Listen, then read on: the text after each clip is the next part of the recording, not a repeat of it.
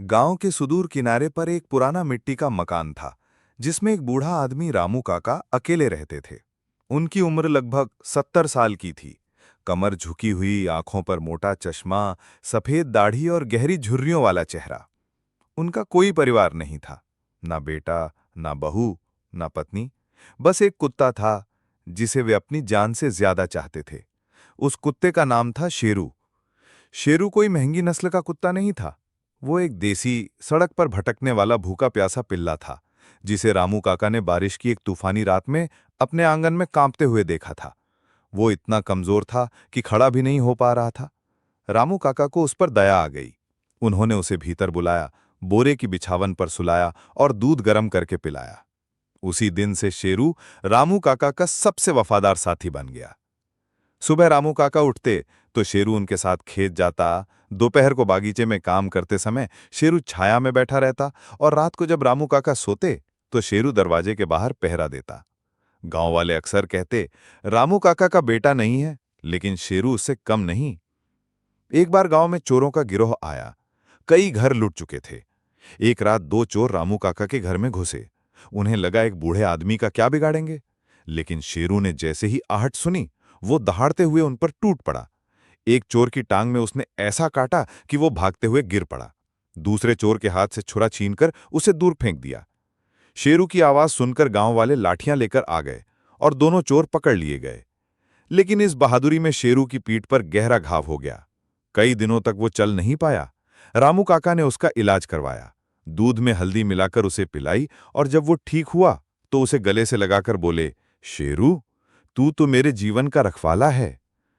समय बीतता गया। अब रामू काका बूढ़े हो चले थे। शरीर जवाब देने लगा था।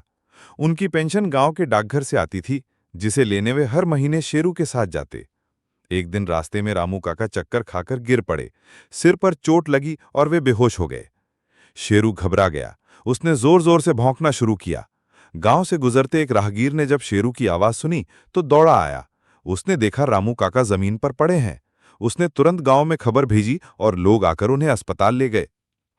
डॉक्टर ने कहा, अगर समय पर लाया न जाता तो गंभीर स्थिति हो सकती थी। सबने कहा, शेरू ने फिर एक बार अपने मालिक की जान बचा ली। वर्षों तक ऐसे ही साथ चलता रहा, मगर फिर एक दिन रामू काका गंभीर रूप से बीमार हो गए। बुखार, कमजोरी, भूख न लगना, सब एक साथ।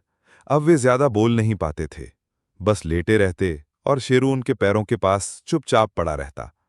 किसी ने उसे रोटी दी, उसने नहीं खाई। दूध लाकर रखा गया, उसने मुंह नहीं लगाया। दिन रात वो बस अपने मालिक के पास पड़ा रहता। गांव वाले कहते, इसने तो उपवास शुरू कर दिया है। और फिर एक दिन रात को रामू काका ने आंखें खोलीं, शेरू की ओर देखा, मुस्कुराए और धीमे स्वर में बोले, शेरू, अब मेरा समय आ गया है बेटा, तू अपना ध्यान रखना।